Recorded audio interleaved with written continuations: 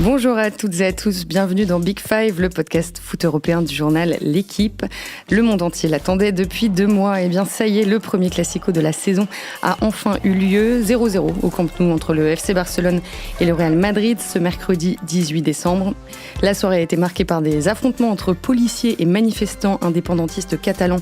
On va bien sûr y revenir. On va aussi parler de l'origine de la rivalité entre le Real et le Barça, des matchs qui ont fait la légende du classico et puis évidemment de celui du 18 décembre. En fait, on va se demander comment cette rencontre mythique est devenue le match de club le plus regardé au monde. Et pour répondre à cette vaste question, il me fallait des connaisseurs, évidemment. Du coup, j'ai demandé au chef du foot de venir avec nous aujourd'hui. Bonjour Lionel D'Angoumo. Bonjour Maria-Amélie. L'un de nos spécialistes du foot espagnol est également présent, Romain Lafont. Bonjour. Bonjour. Et puis nous sommes en ligne avec Mélisande Gomez, notre reporter qui a couvert le match mercredi à Barcelone. Bonjour Mélisande. Bonjour. C'est tout bon pour le menu et les présentations. Maintenant, on peut commencer. Le Classico, c'est évidemment le match que le monde entier regarde. Près de 650 millions de téléspectateurs selon la Liga. Plus de 93 000 supporters au Camp Nou ce mercredi. C'est l'un des événements sportifs les plus suivis de la planète avec la finale de la Coupe du Monde de foot et celle du 100 mètres au JO par exemple. Mercredi en l'occurrence, nous avons donc assisté à un frustrant 0-0, mais il y a plein d'éléments à retenir de ce match. On y viendra un peu plus tard, tout comme les heures qui ont eu lieu en parallèle de la rencontre évidemment. Mais d'abord, on va faire un petit point historique. Oui, parce que la rivalité entre le Real et le Barça est ancestrale ou presque. Le tout premier Classico a eu lieu en 1902. Et cette rivalité, justement, Lionel, c'est d'abord celle entre les deux villes les plus importantes d'Espagne, Madrid, la capitale, et Barcelone, la Catalane. Exactement, c'est les deux plus grandes villes d'Espagne qui ont des tailles similaires et qui se ressentent les deux comme des capitales. Alors Madrid, évidemment, comme la capitale de l'Espagne, et Barcelone comme la capitale de la Catalogne. Alors, vu de France, la Catalogne, comme on est assez jacobin, c'est une région, mais pour les Catalans, c'est plutôt... pour beaucoup de Catalans, c'est une nation. Et cet antagonisme entre le Barça et le Real, évidemment, il s'est aussi construit comme un antagonisme entre ces deux nations qui seraient l'Espagne et la Catalogne, ou la Castille et la Catalogne. Et je pense que c'est évidemment difficile d'envisager ce que représente depuis des années le Classico sans cette dimension-là qui est fondamentale et qui a été alimentée ces dernières années par la vie politique espagnole qui est focalisée en grande partie aujourd'hui par la question catalane. Alors pour revenir un tout petit peu en arrière rapidement, il faut rappeler que cette rivalité s'est particulièrement cristallisée sous Franco en Espagne. Je le rappelle, Franco est un militaire qui a pris le pouvoir par un coup d'État en mars 1939. Il a dirigé l'Espagne jusqu'en 1975. Et 1939, c'est la fin de la guerre civile espagnole entre d'un côté les nationalistes partisans de Franco et de l'autre les républicains. Et les républicains dont faisaient partie les Catalans à l'époque. Et donc à ce moment-là, le Barça était clairement associé à l'antifranquisme. Oui, après c'est toujours un peu plus compliqué que ça, mais disons que oui, dans l'imaginaire collectif barcelonais ou catalan, effectivement, le Barça est resté pendant la période du franquisme comme une sorte de vigie, enfin de symbole national face à la dictature qui était, qui tendait à nier les particularismes régionaux. Et après, c'est plus compliqué que ça parce que le franquisme a aussi tenté de mettre sa main sur le sport et sur le Barça en particulier. Et par exemple, un des présidents de l'après-guerre est un compagnon de guerre de Franco qui avait été placé là par le pouvoir. Un des présidents du Barça. Voilà, Vendrell. Mais c'est vrai que dans l'imaginaire collectif, il y a un autre président du Barça, Josep Sunyol, qui a été fusillé par les franquistes pendant la guerre. Donc voilà, le Barça se considère ou se vit comme, pendant toutes ces années-là, comme un symbole de la résistance ou de la résistance au franquisme. Donc résistance au franquisme et en l'occurrence au pouvoir central de Madrid. Et donc cet antagonisme est toujours dans l'actualité aujourd'hui, notamment depuis 2 ans. Et le référendum sur l'indépendance de la Catalogne, le oui l'avait emporté. Mais le référendum avait été déclaré illégal par Madrid, c'était en octobre 2017. Il y avait eu un large mouvement de contestation à ce moment-là. Et ce qui a remis le feu aux poudres récemment, c'est la condamnation à des peines de prison ferme de 9 dirigeants séparatistes catalans il y a 2 mois. C'est pour ça que le match prévu le 26 octobre a été reporté au 18 décembre. Mélisande, va parler du match en lui-même un peu plus tard. Mais avant cela, est-ce que tu peux nous raconter comment était l'ambiance au Camp Nou ce mercredi, en dehors du stade et puis dans les tribunes?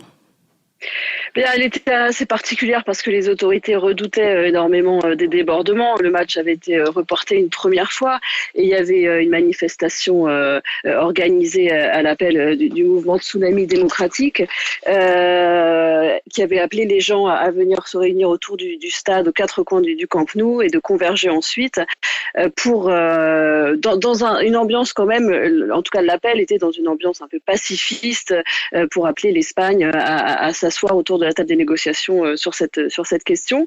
Donc c'est vrai qu'il y avait énormément d'agents des forces de l'ordre, énormément un petit peu d'inquiétude assez palpable presque dans la couverture médiatique. Il y avait beaucoup de caméras de télévision très tôt autour du stade, mais l'ambiance était plutôt vraiment même bon enfant jusqu'au coup d'envoi. Enfin moi j'étais dans le stade après le coup d'envoi, donc j'étais plus dehors, mais quand j'étais dehors les heures qui précédaient, c'était vraiment sympa comme ambiance. Il y avait plus une volonté de se faire entendre que d'en découdre. Et puis dans le stade, c'était assez particulier finalement pendant le match parce qu'au fur et à mesure, voilà, il y avait des petites infos qui tombaient, de petits affrontements. Il ne s'est rien passé de dramatique. Et il y a une fumée assez pestilentielle qui a fini par arriver au-dessus du stade puisqu'il y avait des conteneurs de poubelles qui brûlaient. Et donc le plastique qui brûle, ça sent pas bon du tout.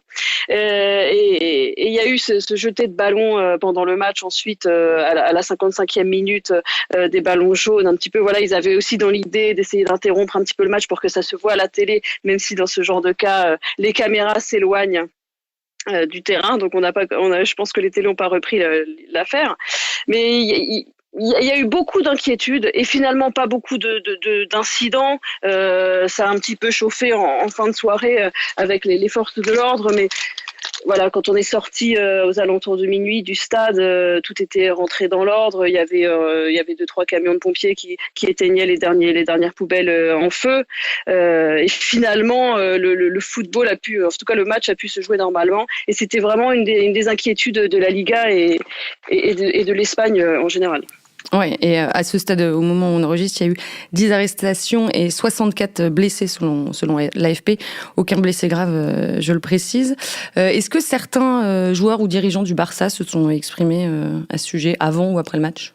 Le Barça, il veille toujours à s'exprimer sur ces questions-là, mais de manière toujours très précautionneuse, parce que le Barça, il est à la fois l'étendard de la Catalogne. Enfin, il se vit comme l'étendard de la Catalogne, ce que l'écrivain Manuel Vázquez Montalbán disait, l'armée désarmée de la Catalogne. Et en même temps, il a des supporters partout en Espagne, le Barça. Et donc, il a des supporters en Catalogne, mais dans le reste de l'Espagne surtout, qui n'en ont rien à faire de la question indépendantiste ou de la question nationale catalane. Donc, il est toujours là en essayant de soutenir les revendications autonomistes ou du moins de consultation démocratique sur cette question-là, mais sans s'engager non plus complètement dans l'indépendantisme, pardon. Et après, il y a des joueurs comme Piqué qui est considéré comme un nationaliste catalan. Il s'en cache pas. Il a participé à des manifestations en faveur de l'autodétermination. Voilà. Donc après, c'est un sujet qui est toujours présent en fait dans l'actualité du Barça et alors à l'approche des Classicos un peu davantage, mais disons depuis 7 ou 8 ans que la question de l'autodétermination est revenue vraiment sur le devant de la scène. Voilà, il y a les joueurs ou les dirigeants du Barça sont toujours amenés à en parler, à réagir et à se positionner vis-à-vis des différents protagonistes de ce sujet. Oui, tu parlais de Piqué, qui lui vraiment s'est positionné. C'est assez rare quand même dans le foot des joueurs qui affichent leurs convictions politiques. Mais Piqué, cela dit, il est très prudent sur la question et je rejoins ce que disait Lionel sur le côté un peu touchy pour le Barça de vraiment prendre une position claire parce que Piqué, il revendique et il a dit le droit à l'autodétermination, mais il n'a jamais dit qu'il était favorable à l'indépendance de la Catalogne. C'est-à-dire qu'il est favorable à ce qu'on s'assoie à la table des négociations, à ce que les gens puissent décider de l'indépendance ou pas, mais il n'a jamais dit clairement, moi, je suis indépendantiste. C'est un peu plus, voilà, il y a une petite subtilité, c'est-à-dire qu'il fait quand même attention parce qu'il est un des cadres de la sélection espagnole, d'une sélection espagnole qui a triomphé à la Coupe du Monde, à l'Euro. Du coup, il incarne aussi ça. Et donc, lui, il a toujours été clair sur le fait qu'il voulait l'autodétermination, mais il a jamais dit clairement, il a jamais dit, d'ailleurs, ça ne le regarde que lui, s'il est favorable ou non à l'indépendance. Puis les joueurs font très attention, de manière générale, parce que quand ils expriment une conviction politique, on peut vite leur tomber dessus. C'est arrivé notamment avec les footballeurs brésiliens l'année dernière, au moment de l'élection de Jair Bolsonaro. Les quelques footballeurs qui ont dit qu'ils étaient en faveur de ce président pour le moins controversé, beaucoup de gens leur sont tombés dessus. Donc forcément, ça invite à la prudence.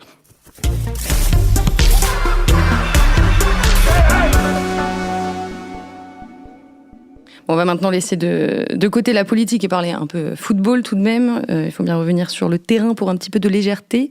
L'antagonisme brûlant entre Madrid et Barcelone a donné lieu à des matchs de légende, je pense qu'on peut le dire.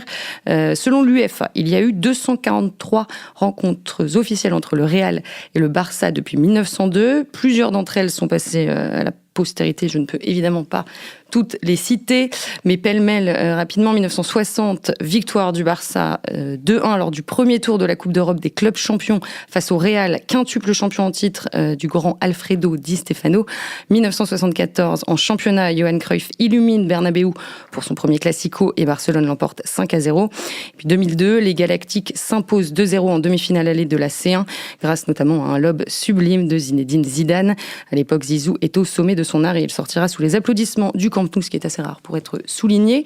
Est-ce que vous, Romain et Lionel ici et puis Mélisande, est-ce que vous gardez en tête un classico en particulier, un match qui vous a marqué? Dans l'époque récente, il y a sans doute la Manita de 2010, donc un 5-0 où je crois que Messi ne marque pas, mais Messi fait un match totalement dingue. C'est Iniesta, c'est Xavi. À l'époque, je crois que c'est Villa qui entoure Messi. C'est le Barça de Guardiola dans toute sa splendeur. Voilà. Et puis il y a tout. Et c'est le premier classico de Mourinho, qui vient à Barcelone pour se jauger un peu, et qui est venu à Madrid pour contester la domination du Barça sur le foot espagnol, et qui, pour cette première confrontation, repart avec une bonne fessée. Avec une grosse fessée. Je crois que c'est même la plus grosse de sa carrière, en fait. Peut-être qu'il a été battu depuis, mais en tout cas, à l'époque, c'était clairement, il n'avait jamais pris une comme ça. Mélisande ? Ouais, moi je me souviens de Ronaldinho. Pour moi, le classico le joueur qui incarne, c'est vraiment Messi aujourd'hui qui a mis la main et les pieds surtout sur les classicos depuis une dizaine d'années. Mais la démonstration de Ronaldinho au Bernabéu, ça devait être en 2004-2005. 3-0 en novembre 2005, ouais. J'ai pas l'année en tête, mais il fait un doublé ou un triplé. Il est acclamé il est en tout cas applaudi par une standing ovation du stade de Bernabéu. Et c'était un joueur, vu du stade, un joueur comme ça, c'était extrêmement spectaculaire parce qu'il y avait une espèce de virtuosité. Et il pouvait toujours tout se passer à n'importe quel moment. Et là, de voir le public adverse vraiment applaudir, comme il l'avait fait d'ailleurs dans l'autre sens pour Zidane, effectivement, c'est des moments assez rares et qui restent, quoi. Moi, j'ai pas de souvenir en particulier à part celui qu'a évoqué Romain, mais pour avoir été correspondant là-bas pendant 3 ans, donc avoir été souvent au Camp Nou pendant 3 ans, les classicos, c'est des moments dans la saison qui sont vraiment très particuliers. Le Camp Nou, on dit que c'est une ambiance de théâtre, et c'est vrai, c'est-à-dire c'est un stade qui est pas particulièrement effervescent, où les gens viennent plutôt regarder le spectacle que pousser leur équipe à la manière d'autres grands publics européens. Mais alors je sais pas, Mélisande nous dira peut-être si c'était le cas ou pas hier, mais il y a que sur ces matchs-là où vous sentez vraiment que le public a envie de pousser son équipe. Et il y a une atmosphère, une électricité qu'il y a que pour des très très grands matchs de Ligue des Champions, un quart de finale, une demi-finale, et ça tranche vraiment. On a vu le tifo d'avant-match hier, il y a que pour ces matchs-là que vraiment il y a des grands tifos comme ça. Et donc même si c'est pas un match comme hier où il n'y a pas un spectacle hors du commun, ça reste quand même un rendez-vous dans la saison qui est comparable à aucun autre. Alors le bilan total des Classicos, c'est 96 victoires pour le Barça, 95 côté Real et 52 matchs nuls. C'est le match entre équipes espagnoles qui a eu lieu le plus souvent. Et puis alors, vous les avez évoqués évidemment. Enfin non, en fait, vous en avez évoqué un. Difficile en 2019 de parler du Classico sans mentionner les noms de Lionel Messi et Cristiano Ronaldo. Clairement, le Classico est entré dans une autre dimension avec ces deux monstres. Bah oui, en même temps, c'est tout simple, c'est que maintenant, c'est sur les dernières années, les deux clubs qui ont gagné le plus la Ligue des Champions, parce qu'il y avait Ronaldo et Messi. Et donc, ce qui pouvait être un... 7 titres sur les 11 dernières années, quelque chose comme ça. Ouais. Ça pose un match. Avant, c'était peut-être un affrontement, le plus grand affrontement d'Espagne. Maintenant, forcément, quand c'était l'affrontement entre les deux meilleurs joueurs du monde des 10 dernières années, bah forcément, c'était le match que tout le monde s'est mis à regarder. Et puis, c'était ajouté aussi, Lionel disait tout à l'heure qu'en 2010, c'était le premier de Mourinho. La rivalité Mourinho-Guardiola, elle a vachement fait aussi pour l'électricité de ce match, de cette rivalité. Aujourd'hui, avec Zidane, c'est beaucoup plus policé parce que Zidane, c'est pas le même genre que Mourinho, on va dire. Mais ce qui est étonnant, c'est que la rivalité entre les deux n'a duré que 2 ans, finalement, de 2010 à 2012. Et pourtant, aujourd'hui, quand on parle du Classico, ils font partie des noms qui viennent en tête. Mais parce qu'il y a eu aussi, pendant cette période-là, c'était vraiment, il y a eu une succession de Classicos marquants. Il y a aussi la victoire en Coupe du Roi, en finale de la Coupe du Roi à Valence, du Real de Mourinho contre le Barça de Guardiola, et avec une atmosphère qui était devenue irrespirable. Et il y a la succession de, je sais plus, c'est 5 ou 6 classicos d'affilée, 4 en moins de 3 semaines, il se jouait quasiment tous les 3 jours, et avec des épisodes qui sont restés fameux et qui sont restés dans l'inconscient collectif des deux clan, on va dire. Par exemple, il y a le doigt dans l'œil de Mourinho à Villanova, qui à l'époque était l'adjoint de Guardiola, et donc était un incident assez pas très sympa. C'est sérieux, mais oui. que les fidèles de Mourinho, parce qu'il avait à Madrid des supporters qui étaient quand même fanatiques de sa personnalité, avaient détourné en disant Mourinho, ton doigt nous montre le chemin, voilà, qui était en gros, voilà, donc qui louait le fait que Mourinho soit allé défier comme ça de manière presque physique Guardiola à travers son adjoint. Donc il y a eu plein d'épisodes comme ça, des matchs assez violents aussi. Enfin, c'était pas toujours beau à voir jouer. Il y avait Pep encore à l'époque. Ouais, voilà. Et donc entre la rivalité Ronaldo-Messi, la rivalité Mourinho-Guardiola, le fait qu'à cette époque-là, c'était quand même, ça allait toujours, mais deux des équipes, les deux des meilleures équipes européennes. C'était une période un petit peu à part.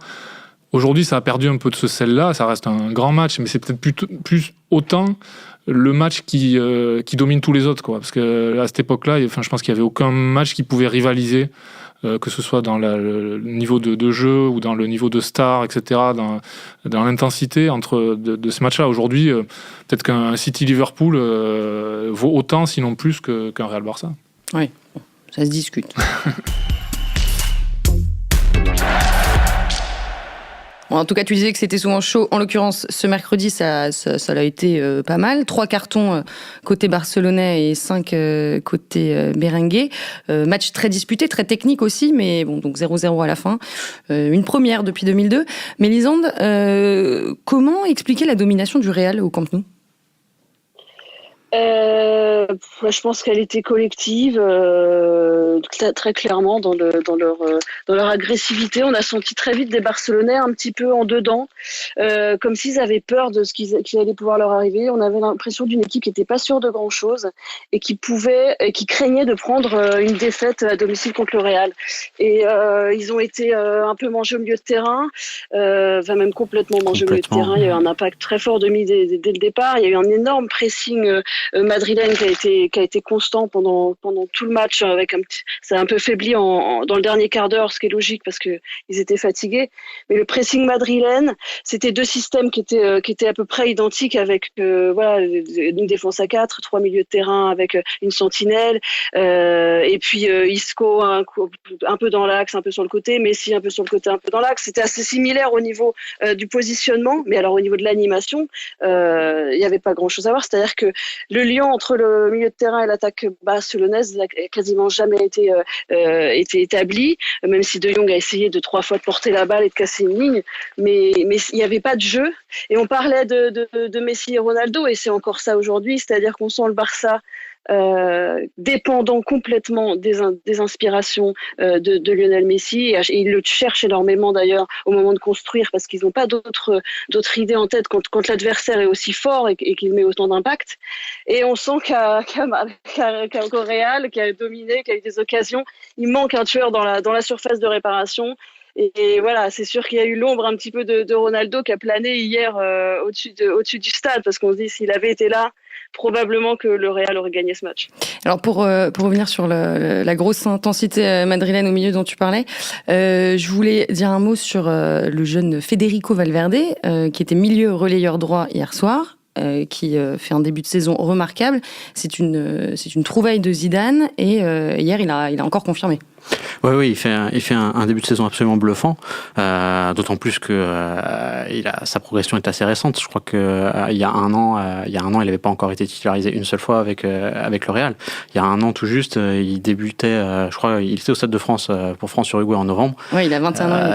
Il avait été, il jouait pas à son poste, il jouait milieu droit, mais c'était un petit jeune qu'on avait trouvé assez quelconque à l'époque. On s'était dit alors c'est ça le mec du Real. On verra un peu plus tard.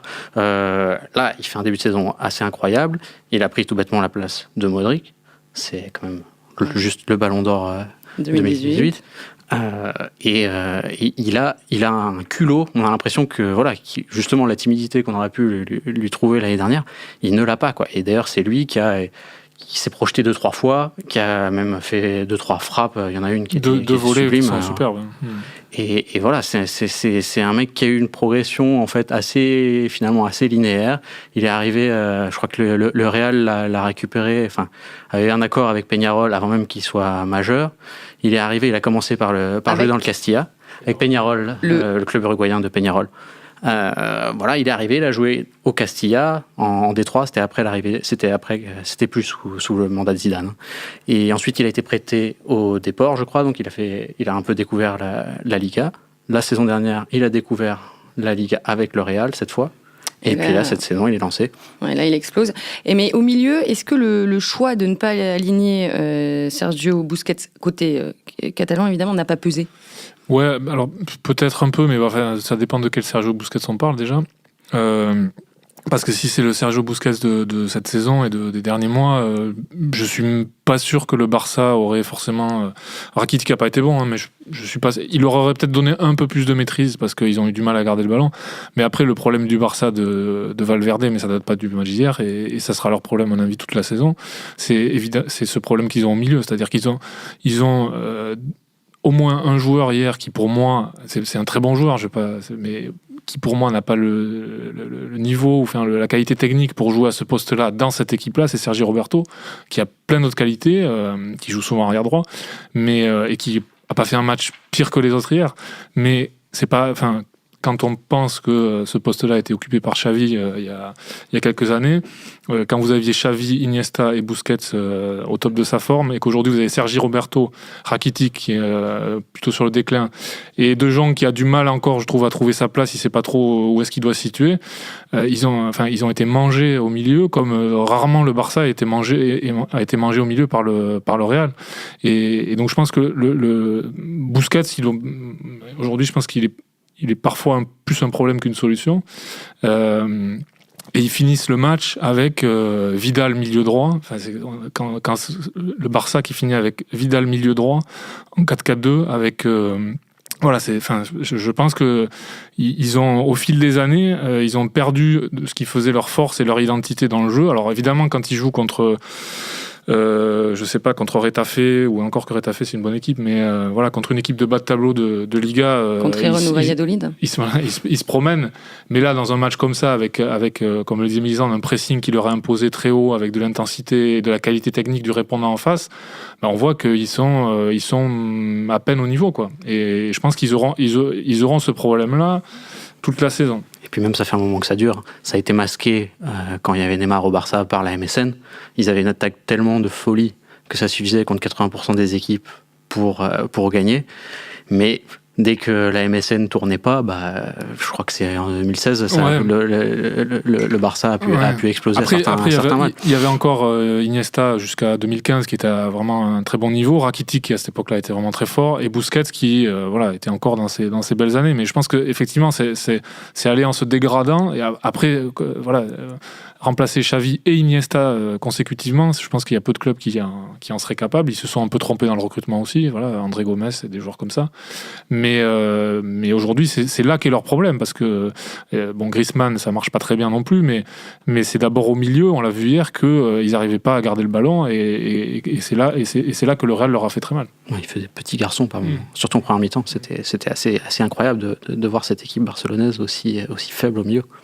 Et est-ce que le fait qu'il n'ait pas inscrit de but, le Barça d'ailleurs, c'est la première fois depuis un mois et demi que ça arrive, est-ce que c'est dû aussi à la très bonne défense du Real, parce qu'on a senti Ramos et Varane particulièrement solides hier soir, Mélisande? Le Real a très bien défendu, ils ont défendu collectivement. Dès qu'ils perdaient le ballon, il y avait un gros pressing et il y avait aussi une grosse discipline dans le repli. C'est vrai que la charnière hier a dégagé une impression de facilité assez marquante depuis les tribunes. C'était rodé, c'était une belle copie, on va dire. Je pense que quand vous êtes entraîneur, vous voyez ça, vous avez le temps de voir venir. Casemiro devant fait beaucoup de bien, mais aussi il y a un problème. Effectivement, le milieu de terrain du Barça, c'est le vrai problème de cette équipe. Mais il y a un problème, je pense aussi dans l'animation, de voir les trois attaquants. Vous voyez le 11 du Barça, le 11 qu'il a à disposition, et ce que ça donne sur le terrain à chaque gros match, parce qu'on les a déjà vus comme ça en difficulté en Ligue des Champions. On a déjà senti à quel point c'était Messi qui déciderait du sort de cette équipe. Si c'était Messi avec une équipe moyenne au milieu, je comprendrais. Mais là, vous prenez Griezmann, qui est un des tout meilleurs joueurs de Liga, pour le coller à la ligne de touche à gauche, alors que c'est plus son poste, et que Valverde répond oui, mais il jouait comme ça à la Real Sociedad, c'est-à-dire il y a 10 ans, avant de devenir le buteur qu'il est devenu aujourd'hui. Moi, je pense qu'il y a mieux à faire tactiquement et dans l'animation offensive de cette équipe. Évidemment que ça passera par une meilleure assise au milieu de terrain, mais si le Real n'a pas pris de but, c'est aussi parce que le Barça n'a pas fait assez pour en marquer, quoi.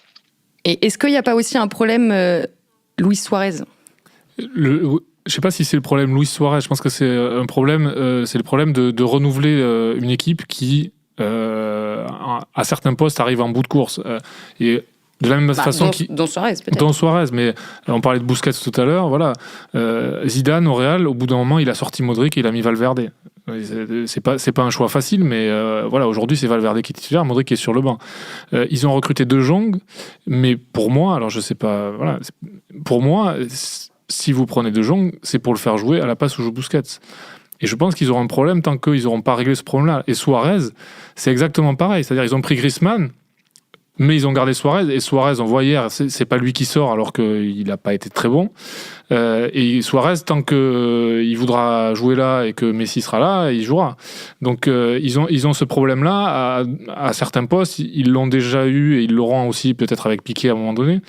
Même si hier, je trouve qu'il a été plutôt pas mal. Mais donc c'est plutôt je pense qu'ils ont un problème de management de l'équipe et de choix de recrutement. C'est-à-dire que les choix de recrutement qu'ils font, ils sont pas forcément suivis après dans les choix stratégiques de l'entraîneur. Et je pense il y a un problème de renouvellement qui est c'est presque impossible d'être le troisième homme aujourd'hui, parce qu'on a l'impression que d'un coup, alors que Dembélé ça n'a pas marché, Coutinho ça n'a pas marché, Griezmann on dit il a du mal, etc. Au bout d'un moment, c'est pas que des tocards, ça c'est pas possible, quoi. C'est qu'à un moment, les deux Suarez plus Messi, on sait pas où mettre le troisième, parce qu'en fait c'est plus un 4-3-3 comme ça pouvait être à un moment où Messi jouait sur un côté, il y avait un avant-centre et un ailier gauche, ou c'est plus le 4-3-3 où il y a Messi en faux numéro 9.